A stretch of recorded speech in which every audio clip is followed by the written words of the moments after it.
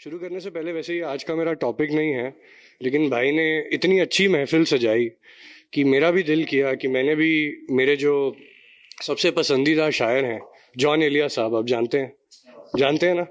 तो उन्होंने भी कुछ अपने शब्द जोड़कर एक नज़म सुनाई थी।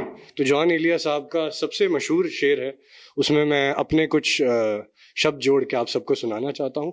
फिर आगे आज का जो आगाज़ है, जो मेरा टॉपिक है, उस पर आएंगे। तो शेर है कि यूं तो बावफाई रास नहीं पड़ती मुझको, यूं तो बावफाई रास नहीं पड़ती मुझको, फिर भी तेरे हसीन नगमे दुनिया को सुनाता आया हूँ। यूं तो बावफाई रास नहीं पड़ती मुझको, पर फिर भी तेरे हसीन नगमे मैं दुनिया को सुनाता आया हूँ। शायद तुझसे मोहब्बत नहीं हुई मुझे कभी, पर यकीन सबको बाखूबी दिलाता आया हूँ।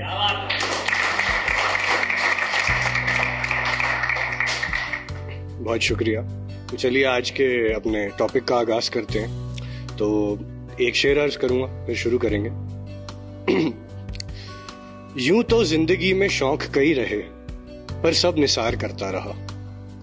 यूं तो जिंदगी में मेरे शौक कई रहे, पर सब निसार करता रहा। दुनिया में कोशिशें भी कई बार की, पर हर दफा बेकार करता रहा। तो मैं कसक हूँ, जो लोग मुझे नहीं जानते उनको बताने के लिए, मैं कसक हूँ और शेर व शायरी का थोड़ा बहुत शौक़ रखता हूँ। और बस इसी शौक़ के चलते कुछ मेरे निजी जज्बात हैं जो आप सबसे आज बांटने आया हूँ मेरे लिखे कलामों के ज़रिए। तो मेरा ये जो तखल्लुस है, मेरा ये जो पेन नेम है कसक, इसका मतलब होता है एक रुक रुक कर होने वाला दर्द, एक ऐसी खलिश, एक ऐसा खालीपन जो आपके जहन व दिल में बनकर रह जाता है और होनी के टलने के अरसों बाद भी ये आपको अपने होने का एहसास दिलाता रहता है। तो अब कसक हूँ तो अपनी ज़िंदगी की खलिशों के बारे में लिखता हूँ, और आज भी आपको एक खलिश से रूबरू कराऊंगा जिससे आप सबके अंदर जो आर्टिस्ट है, जो कलाकार है, वो बाखूबी रिलेट करेगा। अब आप कलाकार हैं तो आप बेहद मोहब्बत करते होंगे अपनी कला से, चाहे स्टोरी टेलिंग हो, चाहे पोइट्री हो, चाहे सिंगिंग हो। और कहीं ना कहीं आपके मन में भी ये तमन्ना होगी कि ये जो कला है, आप इसमें इतने बेहतरीन हो जाएं, इतने मशगूल हो जाएं बिना किसी टोका टाकी के, ताकि कल को जो आपका रोजगार है वो भी आप इसी से बनाएं। मगर जो दुनिया है ये इस बात को समझती नहीं है। आप चलते हैं अपने दिल से, लेकिन दुनिया चलती है मंतक से, लॉजिक से। हर चीज़ का एक सेट प्रोसीजर मांगती है। लेकिन आप देखते होंगे कि बचपन से लेकर अब तक आपके कई दोस्त होंगे जो आपसे बड़े ख्वाबों की बात करते थे। आज वही दोस्त आप देखोगे कि किसी बड़ी कंपनी में किसी मोटे पे पैकेज लेकर ज़िंदगी में खुश हैं, और आपको भी मशवरा यही देते हैं कि भाई कला वाला का हाथ छोड़ो, अपने रोज़गार पर ध्यान दो, ये पोइट्री स्टोरी टेलिंग से कुछ नहीं होने वाला। लेकिन मेरा मानना है कि एक सच्चा कलाकार वही है जो लोग चाहे कितना भी कहें कि अजीब है, वो बेकार है, लेकिन फिर भी अपनी कला का हाथ ना छोड़े। तो इसी सूरत हाल को बयां करने के लिए एक शेर आपकी खिदमत में पेश करूंगा। शेर है कि अपनी खुदी का खुद ही रकीब हूं मैं, अपनी खुदी का खुद ही रकीब हूं मैं, लोग अक्सर कहा करते हैं कि बड़ा अजीब हूं मैं। अब अजीब मैं नहीं, अजीब हम सब लोग हैं जो अपने ख्वाबों के पीछे भाग रहे हैं, जो अपनी कला को सराहने की कोशिश कर रहे हैं, जो शहर के कोने कोने से आए हैं कि अपनी कला को पेश कर सके। लेकिन दिक्कत ये होती है ना कि जब आपसे कोई पूछता है कि अच्छा ठीक है, अब कला, आप आर्टिस्ट हैं, लेकिन आपकी जो ये आर्ट है ये आपको रोज़गार कैसे दिलाएगी, आप मशहूर कैसे बनेंगे, इसमें आप पैसे कैसे कमाएंगे। फिर जब आपकी ये जो कला है इसकी उम्दगी आपको साबित करनी पड़े ना, तो चाहे आप कितने भी बड़े शायर हों, आपके पास लफ्ज़ कम पड़ ही जाते हैं। तो इसी सिचुएशन को मंसूब एक शेर है, गौर फरमाइएगा कि दरअसल बात है मुझ में दो जहानों की, दरअसल बात है मुझ में दो जहानों की, अब अपनी इस खलिश का दोष मैं किस किस पर जताऊं। दरअसल बात है मुझ में दो जहानों की, अब अपनी इस खलिश का दोष मैं किस किस पर जताऊं। एक जहां तो ठीक है, आप देखकर परख लेते हैं मुझे, और दूसरे का मैं आपको क्या ही बताऊं।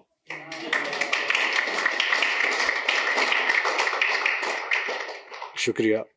तो वही है कि आपके पास हमेशा लफ्ज़ कम पड़ जाते हैं, क्योंकि जो चीज़ आपके दिल के सबसे करीब है उसे आप बयां करना चाहते हैं, वो आप चाहते हैं कि वो एक ज़रिया बने आपकी ज़िंदगी में जिससे लोग आपको जाने पहचाने, मगर ऐसा नहीं होता।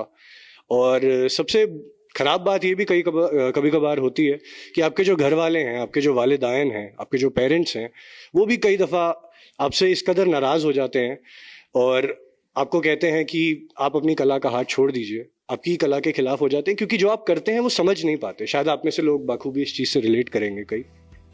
तो मेरे साथ भी एक दफ़ा ऐसा हुआ कि मेरे जो घर वाले थे वो मुझसे बहुत ही रंजिशें रख कर बैठ गए, क्योंकि उन्हें किसी गैर ने आकर कह दिया कि ये आपका जो बेटा है ये कलाकारी करता है, शायरी करता है, शायरी में कुछ नहीं रखा। और वो बेहद नाराज़ हो गए मुझसे और मैं भी बहुत गमगीन था। और जो इतना पाक रिश्ता मेरे माँ बाप के साथ मेरा था उसे मैं बिगाड़ना नहीं चाहता था। तो इसी गम में डूबकर मैंने एक महज 5-6 लाइनों की नज़म लिखी है जो आप सबकी खिदमत में पेश करूँगा, सुनिएगा। तो नज़म है कि बहुत दुख हुआ आपसे ये जानकर कि मैंने आपको बहुत दुख पहुंचाया है, कि बहुत दुख हुआ आपसे ये जानकर कि मैंने आपको बहुत दुख पहुंचाया है। जन्म भर से सींचा हुआ रिश्ता मैंने अपनी खामियों तले गवाया है। मुझको तो मलाल आता है अपनी पैदाइश पर, ना ही हैरत है कि मेरा जो ये वजूद है ये क्यों ढलने को आया है। शेरो शायरी बहुत हुई तो एक बात पूछूं कसक, शेरो शायरी का भूत उतर गया तो एक बात पूछूं कसक, इस जहां में आखिर तूने क्या ही पाया है। इस जहां में आखिर तूने क्या ही पाया है। खैर ये तो कुछ गमज़दा जज्बात हैं। वैसे हम जो कलाकार होते हैं बड़ी ही रहमदिली से अपने आप से बात करते हैं। ये दुनिया की भाषा है कि आप लोग, आपकी औकात क्या है, आपकी हैसियत क्या है। और मेरा मानना है कि इन सब चीज़ों के बावजूद भी अगर आप अपनी कला से प्यार करते हैं ना, तो आपको अपनी कला का कभी हाथ नहीं छोड़ना चाहिए। क्योंकि मानकर चलें कि जो खुदा है वो आपका एक तरीके से टेस्ट ले रहा है, देखने के लिए कि जिस मुकाम पर आप पहुंचना चाहते हैं क्या आप उसके काबिल भी हैं, क्या आप उसके लायक भी हैं। तो बाखूबी आप इस टेस्ट को पास करें, और कोई आपको मोटिवेट करे ना करे, आप ज़रूर सेल्फ मोटिवेटेड रहने की कोशिश करें। तो जाते जाते आप सबको मोटिवेट करने के लिए एक शेर पेश करूंगा। अब शेर पसंद आए ना आए, वाहवाही अच्छी दीजिएगा क्योंकि आप सबको मंसूब है, ठीक है। तो शेर है कि हैरान है जहां हमारे इस अदब पर, आप सबके लिए, कि हैरान है जहां हमारे इस अदब पर जो हम अपने अक्स से बिछड़ के भी अधूरे नहीं होते। हैरान है जहां हमारे इस अदब पर जो हम अपने अक्स से बिछड़ के भी अधूरे नहीं होते। हम सब तो उन ख्वाबों को पूरा करने की आस रखते हैं जनाब जो आम तौर पर पूरे नहीं होते।